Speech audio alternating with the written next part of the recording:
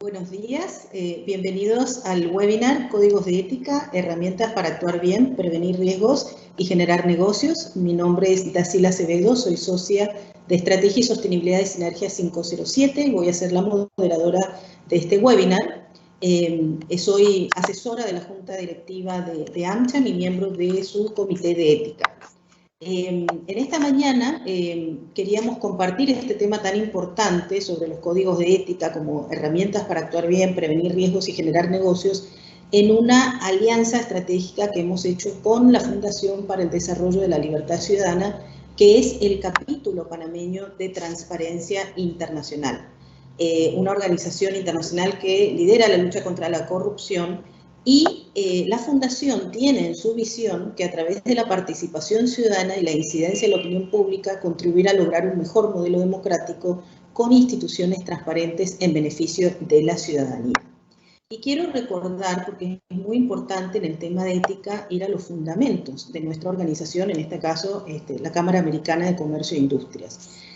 AmCham tiene en su misión ser la plataforma que facilita el intercambio y desarrollo comercial entre empresas miembros, organizaciones e instituciones de los Estados Unidos y las AmChams de América Latina para promover los intereses de la comunidad empresarial en Panamá bajo el marco del libre comercio y la ética empresarial. Es decir, que la ética empresarial está en nuestro ADN e incluso dentro de nuestros valores es el primer valor que enunciamos, la ética, junto a la democracia, la interdependencia, la libre empresa, el libre comercio y la sostenibilidad.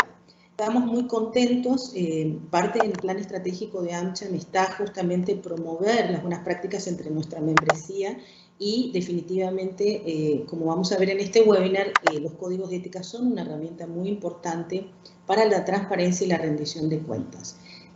Nuestros dos panelistas van a ser, en primer lugar, el doctor Carlos Barzallo, que ahora voy a proceder a presentar, y posteriormente Horacio y Casa. El doctor Carlos Barzallo es abogado, es el presidente de la Junta Directiva del Capítulo Panameño de Transparencia Internacional y fundador y actual presidente del Instituto de Gobierno Corporativo de Panamá, gran amigo de la casa. Ha estado en muchos de nuestros eventos siempre hablándonos de estos temas, así que bienvenido Carlos, esta es tu casa. El doctor Carlos Barzallo es excomisionado presidente de la Comisión Nacional de Valores de Panamá, lo que actualmente conocemos como la Superintendencia de Mercados de Valores de Panamá. Es un evaluador experto formado por el Fondo Monetario Internacional, el Banco Mundial en prevención de blanqueo de capitales y financiamiento del terrorismo. Es miembro y exdirector de la Fundación Panameña de Ética y Civismo, expresidente del Tribunal de Honor del Colegio Nacional de Abogados de Panamá, columnista conocido del diario La Prensa en estos temas, miembro del Private Sector Advisory Group del Global Corporate Governance Forum y el primer socio de honor del World Compliance Association del capítulo Panamá. Es doctor en Derecho, cum laude de la Universidad Complutense de Madrid, máster en Derecho Comercial de la Universidad de París II y ha participado en el programa de instrucción para abogados de Harvard University. Tiene un Master of Law de la Universidad de Pensilvania y es licenciado en Derecho y Ciencias Políticas summa cum laude de la Universidad de Panamá. Es un honor, Carlos, tenerte con nosotros. Y Carlos nos va a estar dando el contexto y las tendencias en materia de códigos de ética. Posteriormente, el doctor Barzallo le va a dar la palabra a Horacio Casa, que es un honor, Horacio, tenerte en AmCham con nosotros. Él preside la Junta Directiva del Grupo Horacio y Casa y Compañía, conocida como la Casa del Médico, que es una empresa familiar que inició en 1932 con operaciones en Panamá y en la región, que representa y distribuye bienes y servicios de alta tecnología para la salud. Un tema muy importante hoy en el contexto de nuestros 16 meses de pandemia, ¿no? Participa como accionista y director en otras empresas locales y extranjeras en áreas de bienes raíces, finanzas y medios. Horacio es licenciado con honores en Economía y Matemática de Brown University, tiene una maestría en Administración de Empresas en Harvard Graduate School of Business, muy activo en la sociedad civil, en los gremios empresariales, siempre con posiciones de liderazgo, es miembro de la Junta Directiva de la Corporación La Prensa entre otras cosas, es miembro de la Asamblea de la Fundación para el Desarrollo de la Libertad Ciudadana de Panamá. En el caso de Horacio nos va a contar concretamente cómo en el caso de su empresa el código de ética ha sido un valor agregado, diferenciador y que le ha permitido posicionarse en el mercado con sus proveedores internacionales y otros logros que él nos va a mencionar. Así que sin más y con este panel de lujo le doy la palabra al doctor Barzallo para que entonces iniciemos con el webinar. Bienvenido Carlos y bienvenido Horacio. Gracias.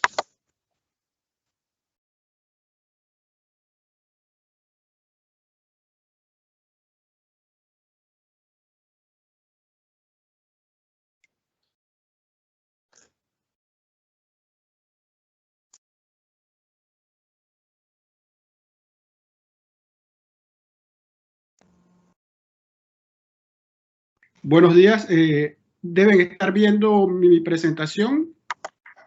Correcto, correcto. Gracias. Bueno, antes que nada, yo quiero dar las gracias a AmCham Panamá por la amable invitación, a Transparencia Panamá a participar en este evento. También quiero dar las gracias al miembro de Transparencia, Horacio Icaza, por aceptar nuestra invitación para juntos en este dúo darles a los participantes de este evento una visión muy práctica y de mucha utilidad sobre este tema de los códigos de ética, en un título que creemos que lo dice casi todo.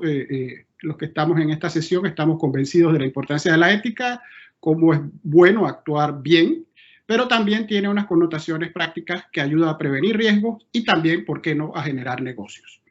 La presentación mía es muy corta y lo que trataré de hacer es abrir el camino para que luego Horacio, desde un punto de vista más práctico de cómo lo trata en el terreno, en la realidad de las cosas, nos narre su experiencia vivida. Bien, yo hace 9 años recibí una solicitud de Transparencia Internacional Panamá de que les preparase un código de ética modelo para el sector privado. De eso se va a hablar al final de esta presentación y es un valor agregado que los participantes van a obtener. Ese código de ética modelo para el sector privado que se creó y es de Transparencia Internacional, que me lo pidió, yo para él consulté una serie de modelos y luego de 9 años puedo comentar algunas lecciones aprendidas de cosas que se hicieron bien y cosas que se pudieron hacer mejor. El código está hecho de unas experiencias profesionales que tengo yo, como 32 años de ser abogado, también como ya se presentó como ex regulador y socio de ética de una de las llamadas Big Four o 4 grandes del mundo de la auditoría.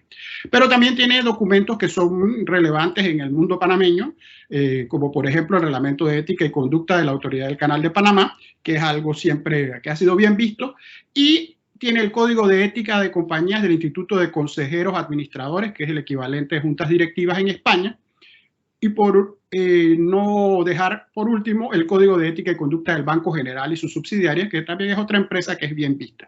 Revisando mis notas de hace 9 años, también veo, y no pudo caer más oportuno, que tiene el Código de Ética de AstraZeneca. ¿Quién iba a pensar en mayo del 2012 que este nombre AstraZeneca iba a estar tanto en la palestra con las famosas vacunas y el COVID-19? Ese es el contexto de ese código, en apariencia extenso y ya verán ustedes lo que contiene.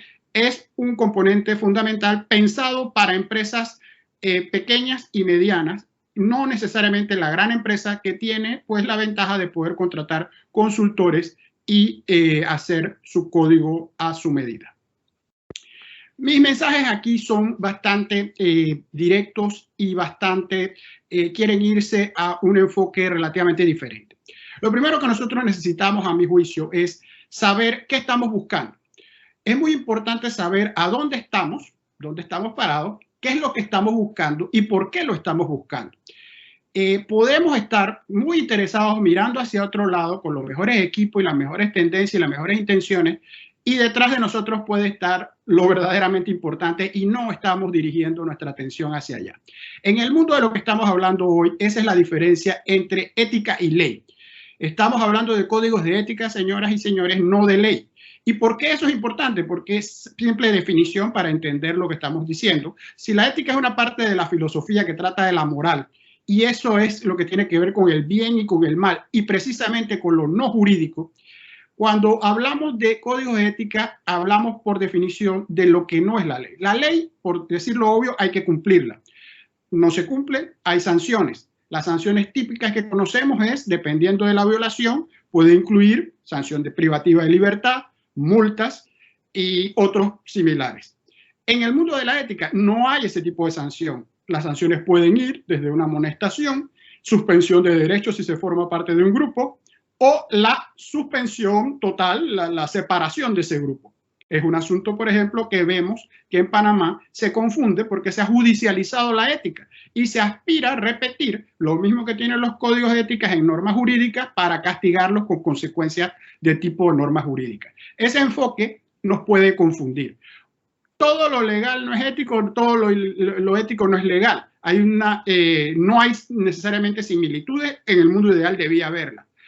Con esta, la primera lección que quiero concluir es que nosotros perfectamente podemos suspender a un miembro de nuestras organizaciones, gremios, grupos, que viole los códigos de ética, con independencia de lo que esté pasando en casos civiles, administrativos o penales, y que haya sido condenado o no por corrupción, por contrataciones públicas irregulares. Nosotros podemos aplicar nuestros códigos de ética gremiales. Eso no sucede con la frecuencia en que debería suceder.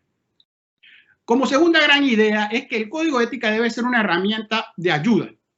Así como la carretilla es de ayuda para ir al supermercado y nadie haría lo que está haciendo el señor de ahí de cargar la carretilla para llenarla de productos, sino usarla como una herramienta, el código debe primero existir por escrito. Algunos alegan que puede ser verbal, eso ya ha sido superado. Nosotros podemos tener los principios en nuestra cabeza, pero necesitamos que estén por escrito. No tiene que ser extenso, tampoco necesariamente corto. Debe ser visto como algo que ayuda y no incomoda, no dificulta. Si se ve como una barrera a las actividades productivas, estamos entendiendo mal el asunto. Y se ve como que la ética no es productiva. Si se ve así es porque no se tiene clara la razón de ser y hay que cambiar. Hay distintos motivadores para cambiar. El ideal sería hacer las cosas bien porque hay que hacer las cosas bien. No soy tan joven ni tan ingenuo para saber que eso no es suficiente. Hay otros motivadores externos que pesan mucho. Por ejemplo, están los regulatorios. Hoy en día existen códigos en empresas reguladas porque se lo exige su regulador. Ese es un incentivo.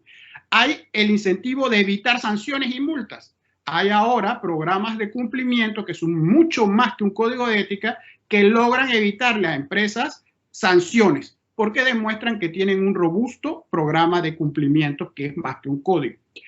Pero también hay, y estas charlas giran en torno a esta idea, por presión de la cadena de suministros y por un producto que agrega valor. Cuando las empresas están lidiando unas con otras, hoy en día las grandes empresas que tienen que tener su código le están exigiendo a sus proveedores que ellos también tengan código. Y hay un diálogo que va pasando desde un cuestionario hasta auditorías propiamente, donde el tercero, la gran empresa que contrata con usted, pequeño o mediano proveedor, quiere saber que tiene un código y que de verdad lo usa. Ahí tiene usted un incentivo y la mesa está servida para que la pequeña y mediana empresa quiera y deba tener un código. Si no lo tuvo porque lo consideraba bueno, porque es bueno ser bueno, no lo tuvo porque no es una empresa regulada, banco, casa de valores, compañía de seguros, lo debe o lo puede tener porque así es que va a poder vender mejor bienes, productos y servicios. Y ya muchos de ustedes están viviendo ese diálogo donde el proveedor le lanza un cuestionario de una debida diligencia donde lo quiere conocer a usted y le pregunta si usted tiene el código de ética. Lo más primitivo va a ser simplemente contestar que sí y lo más avanzado va a ser que algún día lo van a verificar si usted lo tiene y lo usa. La siguiente gran idea es que Se supone que todos somos un equipo y todos debemos tirar para el mismo lado. Eso es la utopía de la organización y en la empresa. Ahí tenemos en ese camión, probablemente el jefe está sentado adelante, el camión no anda, está algún personaje importante arriba en el círculo empujando y atrás está la tropa. Si usted está como el del círculo, empujando, pero que ese empuje no sirve para nada, es el uso de un código de ética por apariencia, para engañarnos todos. La fuerza que usted está imprimiendo en su empuje no mueve nada y usted lo que está tratando es de vender la imagen de que tiene un código, pero sinceramente no más que eso. Esto es lo que se llama hoy liderazgo ético, el antiguo, perdonen el anglicismo, top at the top, que era el tono en la cabeza. La cabeza es la que manda y el tono tiene que venir de allí. Es decir, todos de verdad tenemos que empujar para el mismo lado, de verdad juntos. Y eso no se hace con palabras, ni siquiera se hace con código, se hace con hechos, con acciones. Hoy tenemos el problema ya elevado a una nueva potencia que son los reportes de sostenibilidad. Si nosotros apenas estamos iniciando por los códigos de ética, una pequeña herramienta dentro de un programa, los reportes de sostenibilidad son mucho más abarcadores y incluyen factores no financieros que ahora es necesario reportar, y lo que se está haciendo es comparar lo que dicen esos reportes con la actividad real de la empresa y sus productos para la sociedad. Se está viendo un divorcio entre lo que se dice y lo que se hace. Entonces, ese también es una lección aprendida que al hacer nuestro código dentro de nuestro programa debemos hacerlo con miras a su sostenibilidad. ¿Y qué pasa cuando usted termina con su producto? Si usted contrata a un consultor y le hace un producto como esta llanta de repuesto para este carro con estas llantas, sabemos de salida que esa llanta no va a servir el día que tenga un problema con las llantas grandes. Usted lo tiene simplemente como una postura, normalmente de tipo de respuesta regulatoria, de marcar las casillas para decir que tiene un código y un programa, y eso se va a notar cuando lo tenga que usar. El código no tiene que ser ni muy sofisticado, y ahora con la tecnología los hay, tampoco puede ser muy rudimentario. El justo tamaño, el término medio, y tenemos que la clave es usarlo y demostrar que se usa, que es la parte más difícil, y usarlo con todo el mundo, no puede ser selectivo. No es un código para los colaboradores, es un código que comienza por la cabeza, que es la primera que se lo aplica a sí mismo. Ese mensaje es fundamental. Y todo, si lo resumimos, viene en esta filmina, que es, primero, la ABCD de esto es un código de ética, es un elemento, más no el único. Lo podemos tener mañana si queremos, porque nos copiamos el del competidor o el vecino. Hay cientos, si no miles, en la web. Está el que van a recibir, pero sabemos que usted tiene que tener el código suyo propio, que lo hizo con la cabeza y con los colaboradores. Y allí dio el primer paso. El segundo, hay aprendizaje de la ética, y la verdad que los adultos cada día nos gusta menos volver a clase, pero hay que estar permanentemente en aprendizaje de la ética, y son cursos, actualizaciones que se deben dar en las organizaciones. No basta con que le entregaron el código y olvídese de esto. Hay que estar dando cursos y luego demostrar que los dio, que los entendió, que los pasó. Como tercer gran idea, usted tiene que tener un proceso para reportar situaciones que van desde los sencillitos buzones de quejas hasta los sofisticados y costosos programas de compliance y de reporte y de líneas calientes manejadas por terceros independientes, que hay que tomar cursos para cómo usarlas. Usted tiene un abanico de posibilidades. Los buzones de quejas tienen toda una estrategia para su uso, para evitar que sean utilizados para otras cosas que no son reportes de ética, y tiene usted todo un manejo de esto. Y por último, necesita una persona encargada del tema, porque si bien esto lo puede llevar la cabeza, el dueño de la empresa, el propio gerente, la máxima autoridad, esto requiere dedicación y una persona de cierto perfil, estatura, que maneje esto. Cuando usted se lo delega casi que por default a sus recursos humanos, usted quiere pues avanzar, pero las lecciones aprendidas son que a veces esto no va necesariamente allí y debe, si puede, porque la realidad de cada empresa es distinta, dedicar otro tipo de perfil y otro tipo de dedicación para esto. Esto se recoge en un programa de cumplimiento que tenemos el siguiente modelo muy probado y que es adaptable a toda empresa de todo tamaño. A la gran empresa, el Departamento de Justicia americano le hace una revisión de los programas de cumplimiento. Y voy a explicar brevemente los 4 grandes componentes que tiene el programa. Lo primero y es fundamental es la cultura. Ahí está todo, el famoso tone at the top, que tiene que ser fuerte, es un mensaje de verdad que la cabeza lo envíe. Todos sabemos en nuestras empresas que hay una inducción formal, los que la tienen, se da una charla y se explica cómo se hacen las cosas, y hay una inducción informal de pasillo donde la gente le explica al nuevo o a la nueva cómo son las cosas de verdad aquí. Y el mensaje es sencillo, se dice, mire, aquí no se tolera esto y aquí sí se tolera esto. Y eso es lo que realmente termina mandando, esa es la cultura. Tiene que ser visible y tiene que ser explícito. Nosotros podemos creer que lo que decimos se entiende, pero si no lo ponemos explícitamente, por más infantil y obvio que parezca, hay personas que pueden que no lo capten, no lo entiendan. El equipo de cumplimiento en ese mundo, que usted lo adapta a su empresa de una persona, de 2 personas, tiene que tener una cierta estatura o peso, en el sentido obviamente figurado, y los fondos necesarios y los recursos humanos. Tiene que poder tener dinero para hacer lo que va a hacer, mucho o poco, depende del tamaño, y los recursos humanos para hacer lo que tenga que hacer. Si usted no lo dota de eso, el código será un bonito documento y el programa no será eficiente. Educación, ya hablé sobre ella, pero detallo específicamente de qué se trata. Tiene que ser frecuente. Ahí nos podemos ir a unos vicios del sistema, que es estar en... Antes eran seminarios presenciales que interrumpían la labor, ahora son excesos de webinar para demostrar que se estuvo en eso y se vuelve simplemente marcar la cajilla. Tienen que ser dados, y aquí viene lo interesante, a los terceros con los que usted trata, no es solo para usted, porque usted puede crear un sistema muy bueno, pero si la cadena va bajando y con quien usted trata no piensa como usted, el problema de violaciones éticas va bajando en la cadena. Tiene que ser explícito y responder a preguntas más que charlas magistrales de grandes conceptos y qué dicen los filósofos sobre la ética. Tiene que responder a qué hacer y a quién llamar cuando tengo un problema. Esas son las 2 grandes preguntas. ¿Qué hago y a quién llamo? Porque yo no estoy solo. ¿Quién me va a ayudar? Y luego todas sus políticas y procedimientos pueden ser tan complejos y sofisticados como usted quiera, pero deben estar por escrito.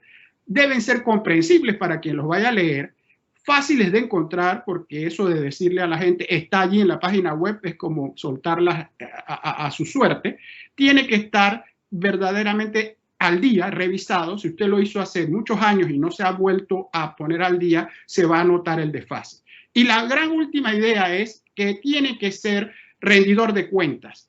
Usted premia el buen comportamiento, que ojalá, y sí, normalmente es lo más, pero también castiga el mal comportamiento, y eso se tiene que ver, se tiene que documentar.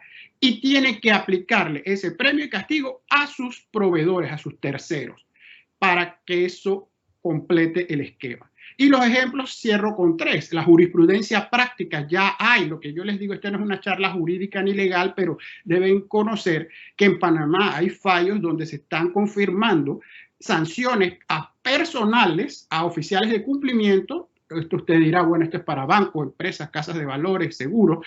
Sin embargo, esto va permeando a los sujetos obligados no financieros y a otras empresas que lo quieran hacer, donde la persona que se mete en esto tiene que cumplir con sus funciones, ya que no puede ser sancionada personalmente cuando cabe.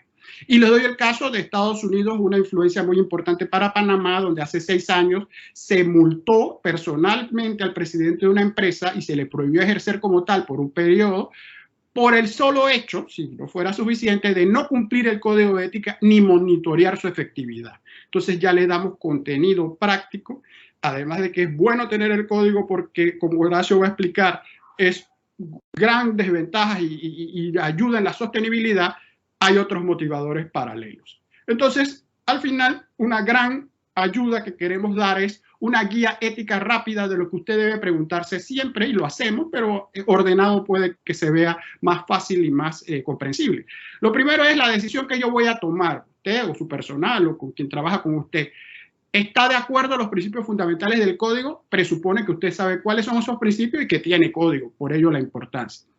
¿Ha comprendido los riesgos y las posibles implicaciones de lo que estoy haciendo? Si usted se para un minuto a reflexionar sobre eso, puede que se meta en menos problemas.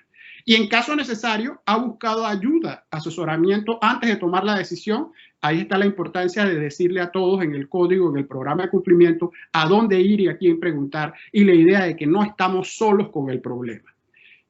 Estoy ejerciendo el liderazgo con el ejemplo, convencer a toda la organización, no importa si usted es la cabeza, el gran jefe o el último que acaba de entrar, que todo el mundo ejerce el liderazgo con el ejemplo, porque todo el mundo, alguien lo mira y sabe si lo que está haciendo inspira o no. Y si usted ha considerado el impacto que va a tener lo que hace en la reputación de la organización. Ya no estamos hablando solamente de sanciones civiles, penales, administrativas, multas, sino la reputación, que es ahora mismo uno de los valores más importantes y de más rápida pérdida, porque salir en escándalos es un problema muy difícil de solucionar.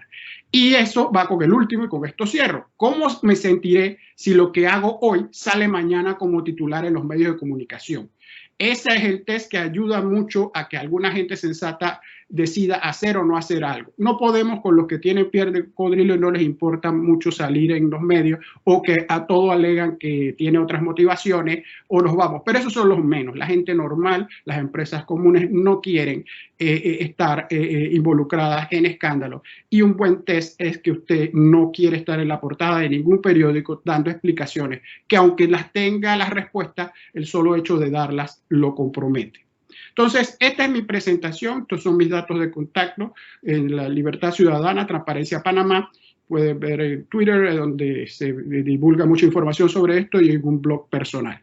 Reitero mis gracias a AmCham por esta invitación, y ahora le paso la palabra a Horacio Icaza, que espero me va a complementar con su experiencia práctica en una empresa exitosa licitando con distintos gobiernos y cómo el código los ayuda a ellos en el terreno y cómo puede servir eso de inspiración, una historia de éxito de cómo poder resolver problemas. Y al final les vamos a presentar una pequeña sorpresa que esperamos que sea de utilidad. Muchísimas gracias por su atención.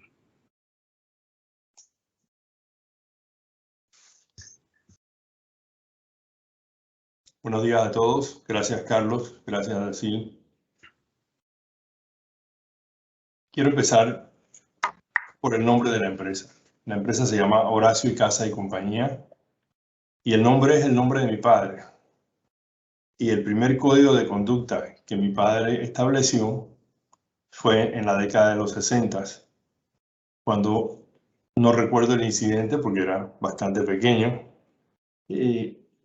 Alguien preguntó por qué no hacíamos algo que mi padre consideraba indebido.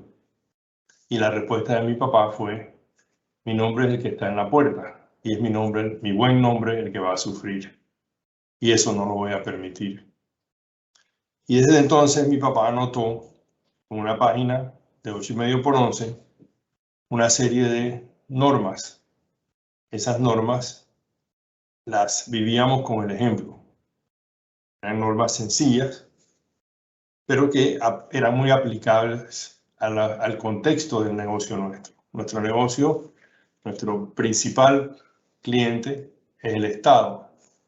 Es el Estado porque es el principal proveedor de salud de toda la vida. Entonces, muchos de nuestros negocios tienen que ver con licitaciones públicas, con abastecimiento a entidades públicas, con el proceso de cobro, de presentación de cuentas, de lograr que los gobiernos de turno cumplan los contratos.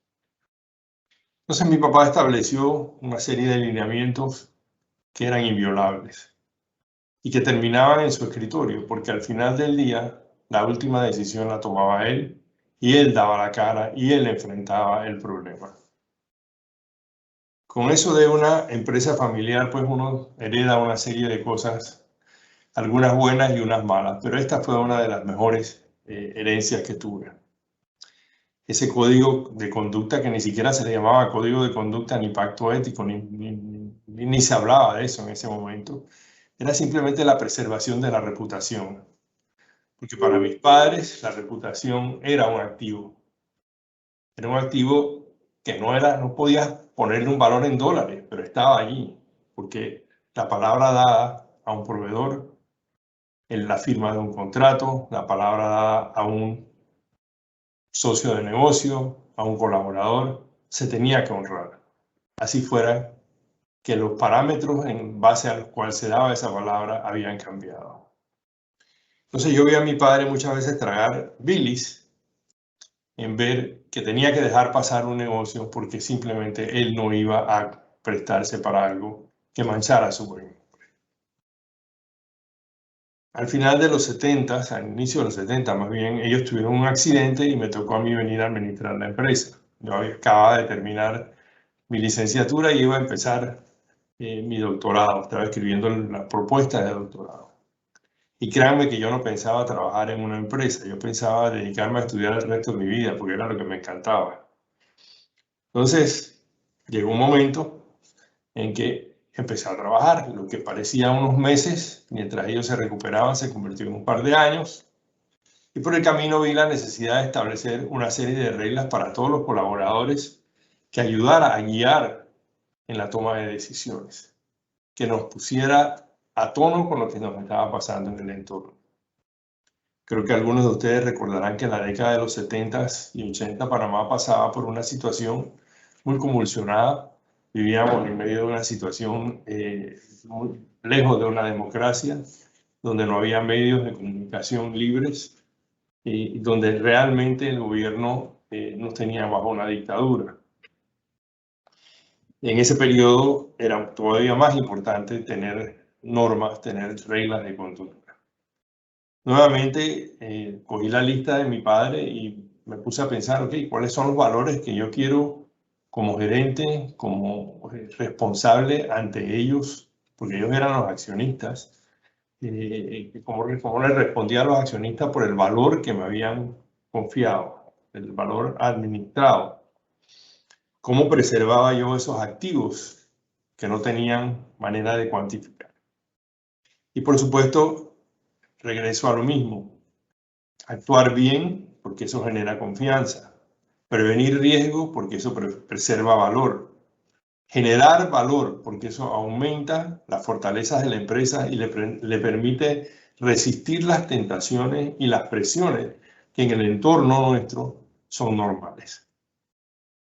Pero sobre todo, recordar que la reputación se genera en base a confianza y se pierde muy rápidamente. Toma mucho tiempo crearse una buena reputación y muy poco tiempo perderla. Y al perderla es muy difícil recuperarla. Así que la preservación de ese activo de la empresa se convirtió en el centro de lo que es nuestro código de conducta hoy en día. A finales del 2009 decidí tratar de darle forma en un documento que se pudiera plasmar y se pudiera comunicar. Y por supuesto se añadió eso a los contratos de trabajo, se utilizaba como una herramienta en los casos de inducción, cuando había que tomar decisiones se recurría en términos de guía a ver qué luces nos daba ese código de conducta. Y poco a poco ese código de conducta fue evolucionando y a medida que también el mundo empezaba a despertarse y darse cuenta que los valores éticos de las empresas eran importantes, empezamos a estar ajustando ese en base a las realidades que veíamos en el mercado. Pero ahí empezó a haber también unos resultados inesperados. Porque mientras el inicio de esos códigos de conducta, ese pacto ético que teníamos nosotros y que aún tenemos, era para preservar los activos de la empresa, para fortalecer la reputación de la empresa, de repente se convirtió en un atractivo para algunos de nuestros socios de negocio y fue atrayendo empresas que querían trabajar con nosotros y que venían a trabajar con nosotros porque de una manera u otra nuestra reputación, no nada más la reputación técnica de nuestra efectividad en el mercado, sino la reputación de confianza, de que podían tener una relación a largo plazo, estable, sin sorpresas desagradables, con una empresa que no pretendía de ninguna manera aventajarse y ganar terreno haciendo trampa, haciendo cosas que mañana repercutieran en la reputación de sus socios de negocio. Entonces eso primero nos fue atrayendo nuevas distribuciones, nuevas empresas. Por el camino seguimos creciendo, tomamos decisiones estratégicas en base precisamente a nuestros códigos de conducta, a nuestros intereses de lo que queríamos lograr hacer para la empresa, de preservar ese activo de la confianza, de la reputación. Y empezamos a escoger mejor nuestros negocios. Y a algunos negocios le decíamos no. Y en otros negocios nos veíamos obligados muchas veces a litigar, es decir, a cuestionar las reglas del juego y a participar cívicamente como ciudadanos corporativos y como personas en tratar de mejorar el entorno en el cual operamos.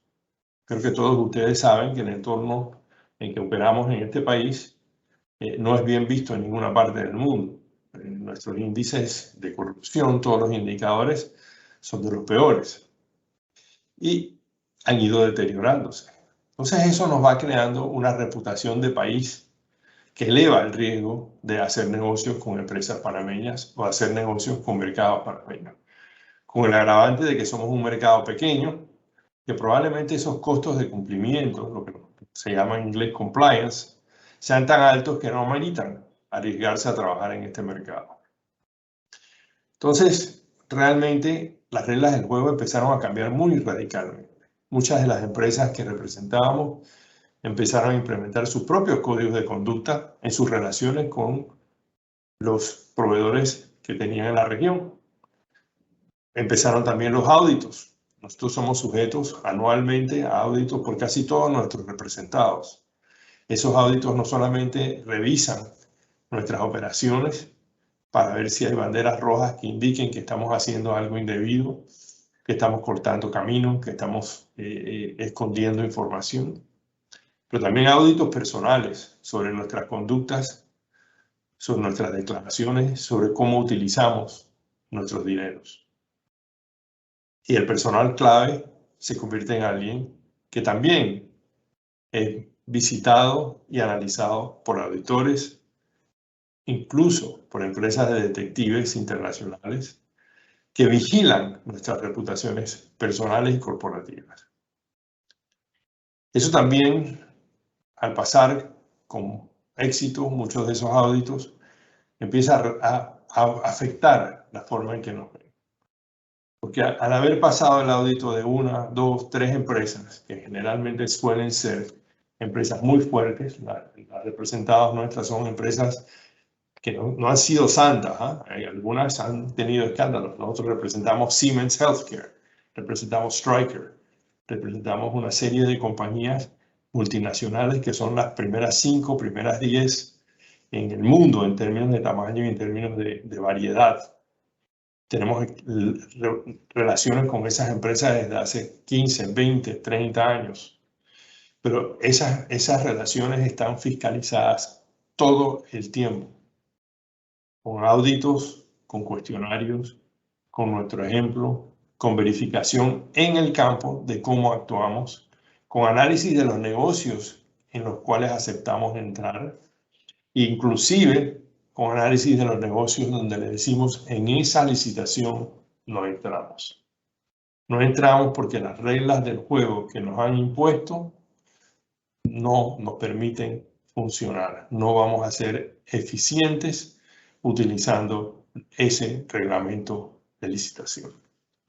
Y con eso hemos participado como empresa, desde el punto de vista de algunos de nuestros ejecutivos, en ayudar a cambiar la ley de contratación pública a través de los años, en tratar de mejorar las leyes que existen para conflicto de intereses, para declaración de información de los postores, de los que evalúan en las licitaciones, a cuestionar la administración de algunos funcionarios públicos y a enfrentarlos, si es necesario, con litigio para asegurarnos que logramos lo que en inglés se llama un level playing field, que al final del camino es lo que casi todos nosotros, de una manera u otra, mejoraría nuestra competitividad y a la misma vez nos haría un poco más potables desde el punto de vista de los niveles de corrupción de nuestro país. Desde el año 2016, Nuestro código de conducta es parte del contrato laboral, es un código de 6 páginas. No solamente es un código, no son los 10 mandamientos, no es un to-do list. Lo que hay ahí es realmente orientación, cómo manejarse éticamente en las decisiones que uno toma diariamente y que afectan de una manera u otra cómo nuestra empresa es percibida y cómo nuestra empresa es efectiva en el mercado. Como empresa familiar que va a cumplir 90 años el otro año, nuestro nombre está en la puerta y queremos preservar ese. En los últimos años, el código de conducta, pero sobre todo la efectividad de ese código de conducta, que se implementa no solamente al momento en que la persona entra a la empresa, sino que se utiliza para la toma de decisiones y que a partir de este año esperamos inclusive formalizarlo aún más desde el punto de vista de entrenamientos, de simulaciones, del estudio de casos de la vida real nuestra y casos del mercado, donde podamos crear una cultura completa en la empresa que inclusive afecte cómo estas personas que trabajan con nosotros, que son nuestros socios de negocio, que son nuestros proveedores, funcionan dentro de nuestra sociedad. Que sentimos que es sumamente importante y que estamos en un momento crítico del país, momento crítico de la región. Desde el 2016 para acá hemos visto cambios en el mercado centroamericano y del Caribe.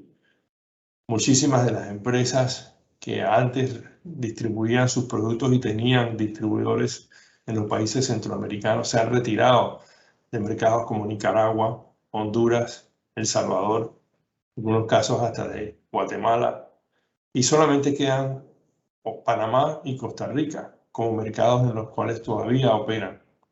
En muchos de esos mercados simplemente han tomado la decisión de no servirlos, porque los niveles de corrupción, los niveles de posibilidad de comprometerse éticamente a través de las relaciones con sus distribuidores y sus clientes se han vuelto un riesgo tremendo y el tamaño del mercado no lo amerita.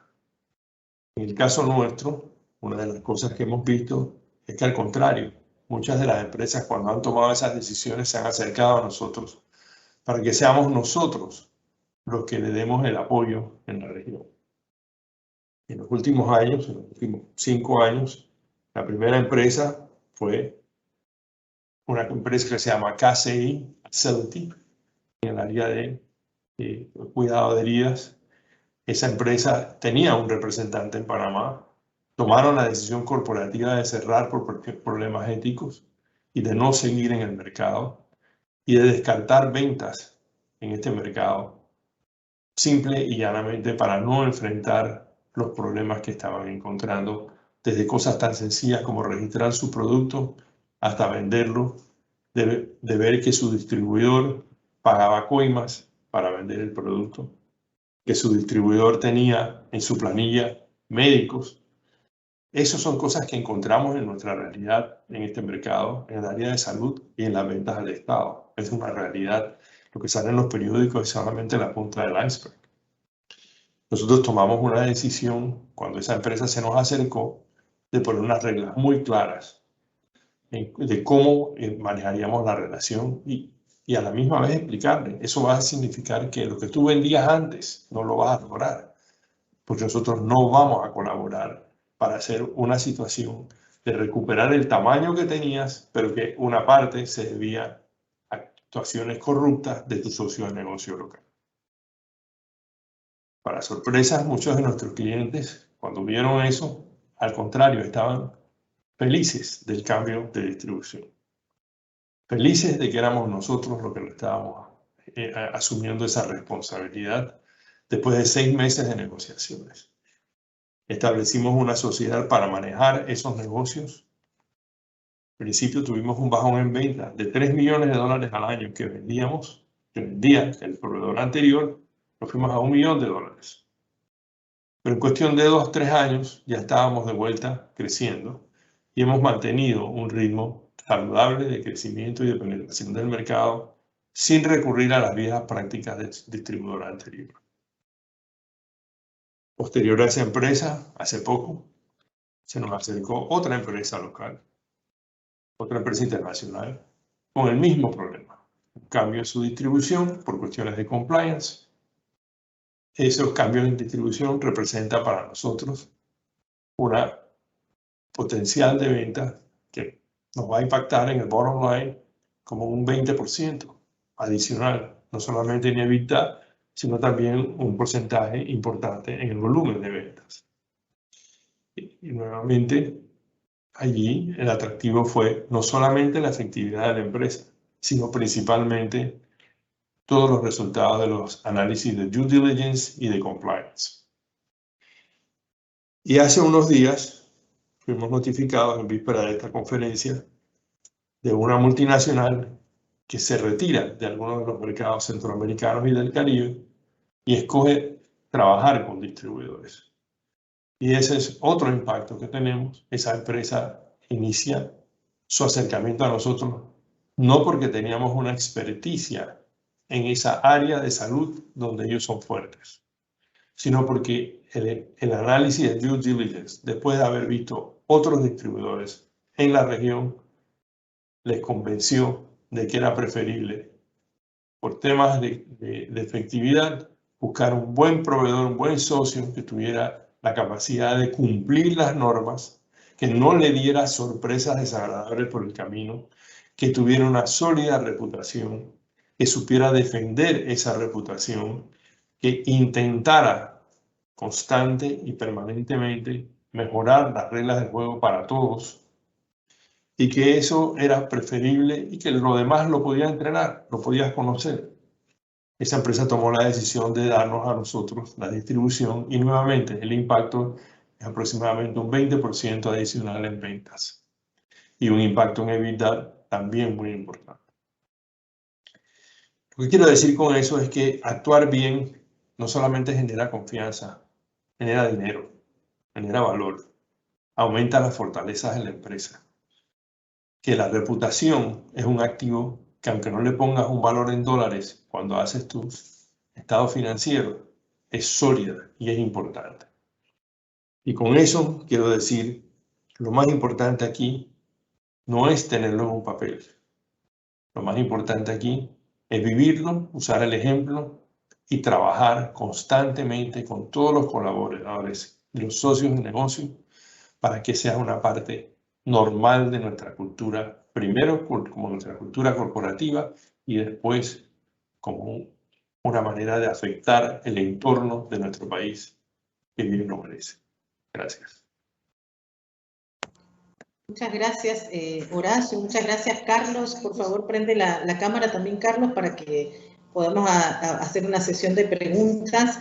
Les agradezco muchísimo y además creo que hemos podido de una manera muy clara, algo que siempre promulgamos, que esto no es solo un tema teórico, es un tema bien práctico y que impacta positivamente en los negocios, que era un poco lo que le queríamos plantear a nuestra audiencia.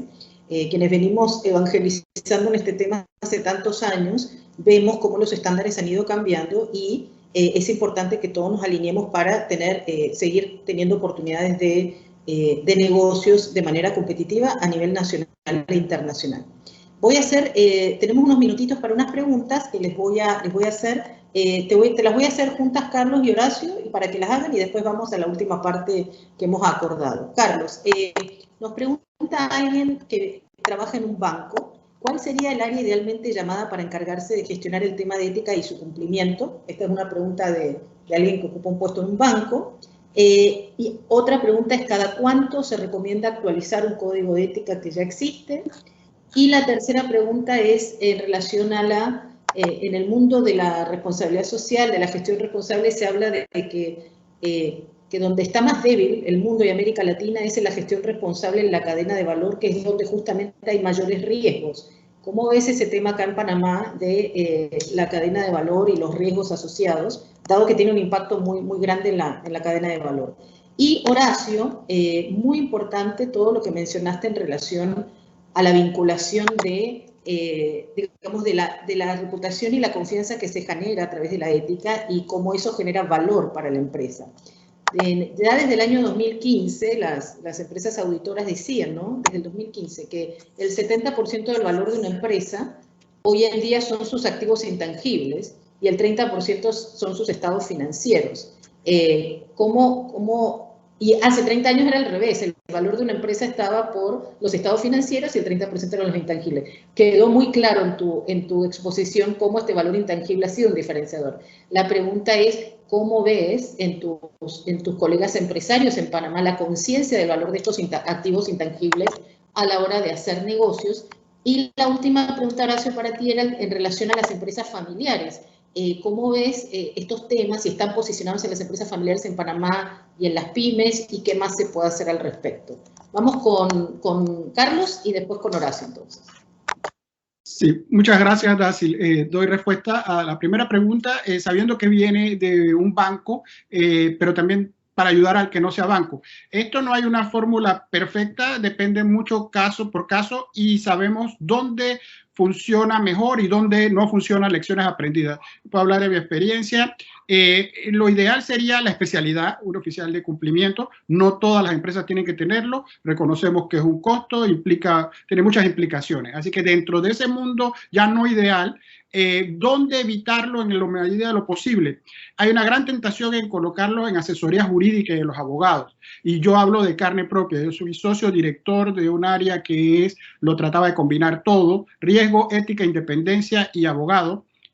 Yo muy feliz, eso antes lo hacían 4 socios distintos, esto lo hacía ahora un socio, pero no es el modelo ideal, por la sencilla razón de que donde mezclan, y traté de explicarlo al principio, ética con abogado, tenemos un problema grande. No va a funcionar. El abogado va a tomar por decirle a usted lo que es legal o no y olvídese de la ética. Entonces, así de duro y así de sencillo. Hay un personaje, a mi juicio, olvidado en el esquema, en el ecosistema, y es el auditor interno. Los auditores internos han dejado que las cosas le pasen por encima, y todo esto que ahora es novedad y se venden nuevos productos y proyectos ha sido la auditoría interna y el control de toda la vida. Lo que pasa es que han sido muy parcos y limitados en vender su gran aporte que ellos tienen al valor de la empresa. Así que pueden mirar a la figura del auditor interno. También está el recurso humano. Depende de una combinación, casi que más un arte que ciencia, es la persona. Debe ser institucional, pero el importe personal se vuelve fundamental.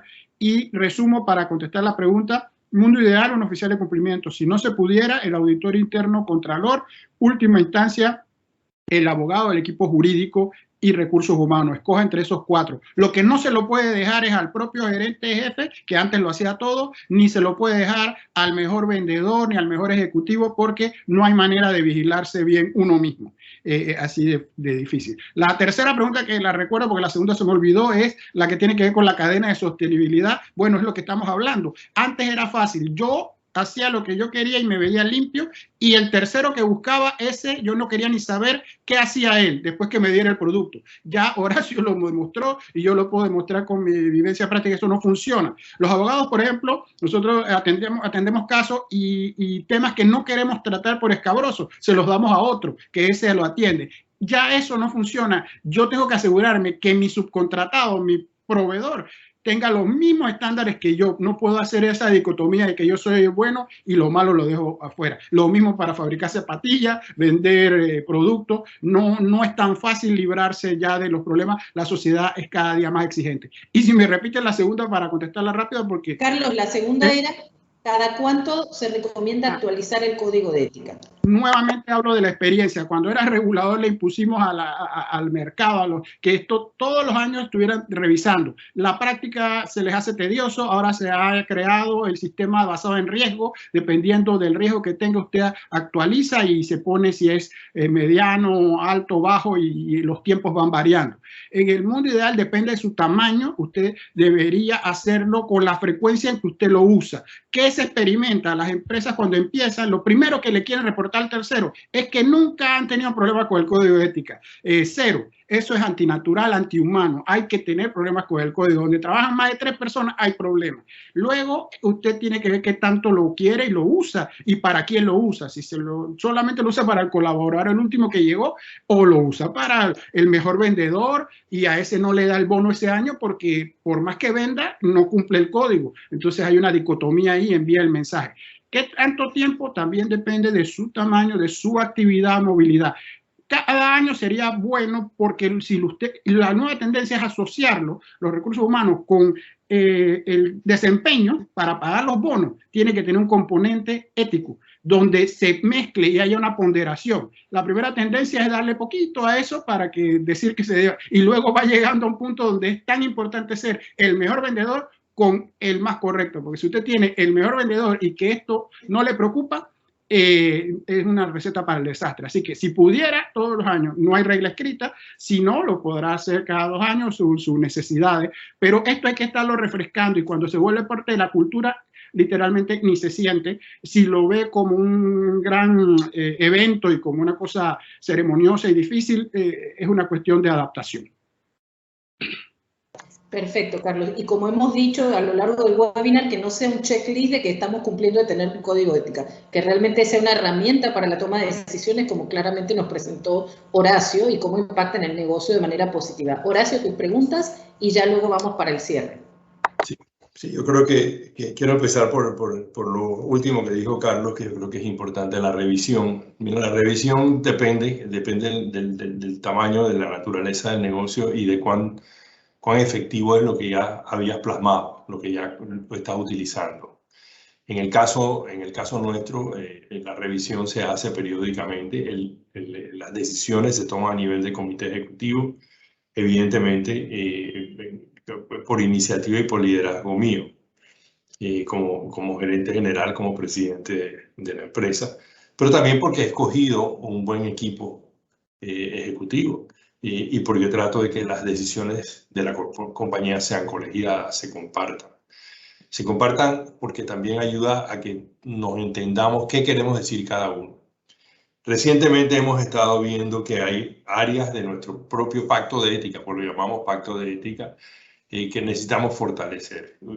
Una tiene que ver también con que nosotros estamos adquiriendo personal nuevo, personal que no viene con la cultura nuestra, que tiene menos tiempo en la empresa. Entonces hay que acelerar los procesos de aculturación. La segunda cosa que eso implica, ese cambio de personal, es que esas personas vienen con valores que están allá afuera. Esos valores allá afuera realmente han ido desmejorándose, no mejorándose. Sin embargo, hay algo esperanzador y yo creo que Carlos lo dijo un poco más temprano en una parte de su presentación.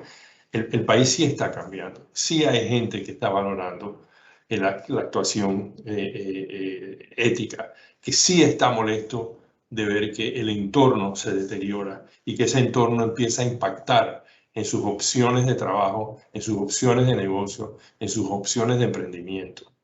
Aquí hay personas que han emigrado, gente muy emprendedora que ha migrado porque el entorno no les permite prosperar. Y eso nosotros tenemos que evitarlo. La fuga de talentos se preserva cuando las personas se sienten a gusto. Y parte de sentirse a gusto es saber que uno no está haciendo cosas que se sienten incómodas e indebido, que se siente sucio consigo mismo. Yo creo que el ejemplo es muy importante. Aquí los temas éticos se discuten en comité ejecutivo, no se imponen, se discuten y se acuerdan y se toman las decisiones.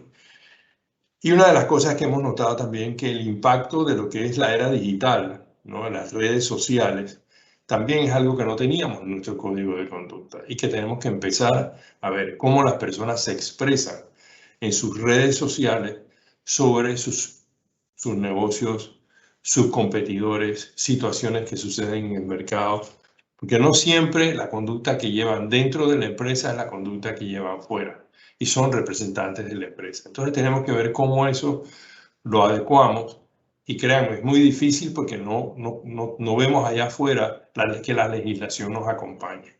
¿Okay? Así que eso es parte de lo que tenemos que buscar, cómo nos acomodamos dentro de lo que tenemos aquí. Yo creo que lo más importante es tener estándares. Nosotros como empresa, en vísperas del cierre en el 2020, todas nuestras empresas fueron certificadas ISO 9001-2015 y ahora tomamos la decisión de certificarnos en la ISO 37301. La 37301 es la de compliance y estamos empezando a trabajar en eso con miras a iniciar el proceso realmente en los últimos 2 meses del año, noviembre, diciembre, y estar certificados a final del año. Pero no es certificarnos por certificarnos, es para tener un framework, un marco que nos ayude a tomar decisiones, que nos afecte y que nos haga fuertes para el futuro. Hay decisiones estratégicas que tomamos, dónde crecemos, dónde invertimos. Nosotros tratamos de ser creativos en lo que es nuestra empresa, para no depender de negocios que simple y llanamente nos van a ubicar siempre en un contexto de corrupción, en un contexto de discrecionalidad, porque la discrecionalidad está allí. Hasta que eso no cambie, pues el país tendremos ese riesgo. Y por supuesto, le ponemos muchísima atención a nuestros socios de negocio, sobre todo nuestros proveedores. No buscamos proveedores que nos quieren presionar para lograr niveles de venta que sabemos que no vamos a lograr sin hacer algún tipo de sacrificio ético. En esos casos preferimos no entrar en esa área del negocio o no trabajar con ese socio de negocio. Y eso ha pasado. Hemos tomado decisiones en algunos casos de cortar relaciones con empresas que teníamos muchos años de trabajar porque sentimos que los cambios no se dan.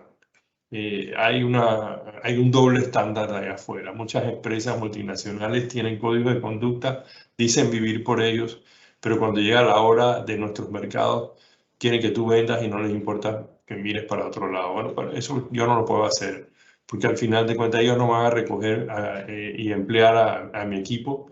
Ellos no van a rehacer lo que yo pierdo como empresa. Entonces, eso costó 90 años de trabajo y queremos estar aquí 90 años más. Así es, Horacio, muchísimas gracias y además, bueno, claramente esto es una apuesta por la transparencia y la rendición de cuentas, es una apuesta por la competitividad del país y en ese sentido también nos interesa que nuestras empresas también sean más competitivas y claramente hoy hemos presentado cómo los códigos de ética son herramientas para actuar bien, prevenir riesgos y generar negocios.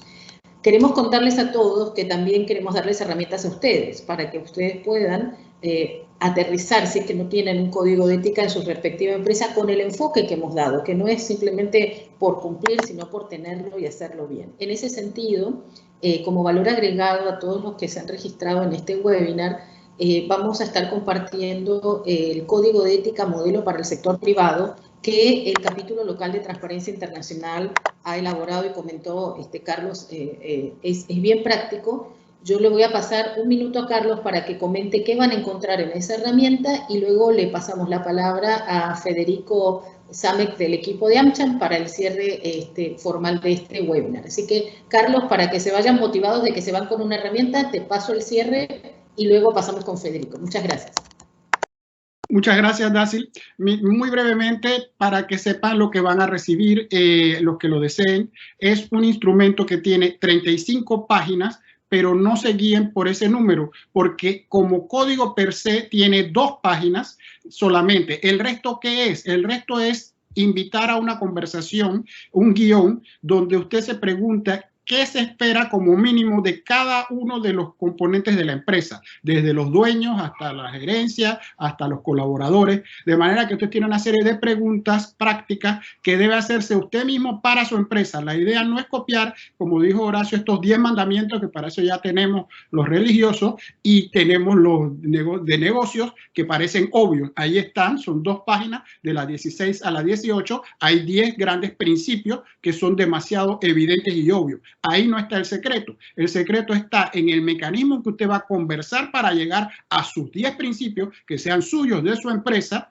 y luego una parte también de la cual estamos muy orgullosos y que lo hace diferente. Recordemos que esto se hizo en el 2012, hace 9 años, está muy adelantado a los tiempos porque tiene el aspecto de que uno, o usted se autoevalúa cada año o usted le pide a un tercero que lo evalúe, que es más difícil, y como tercera etapa más madura, usted permite que esa evaluación se conozca para que esto se convierta en un elemento de competencia sana para arriba, que usted pueda con orgullo presentar su programa de cumplimiento y al mismo tiempo ver que hay compañías que ni siquiera lo quieren hacer y que el mercado ojalá favorezca a las que están más transparentes. Entonces, ese es el paquete completo del programa, donde si usted recibe el código que lo pide y lo va a recibir, no se deje intimidar por 35 páginas, no hay que leérselo ni estudiar 35 páginas. Usted tiene un centro que tiene 16, 17 y 18, que son los tres que tienen los principios fundamentales, y el resto es una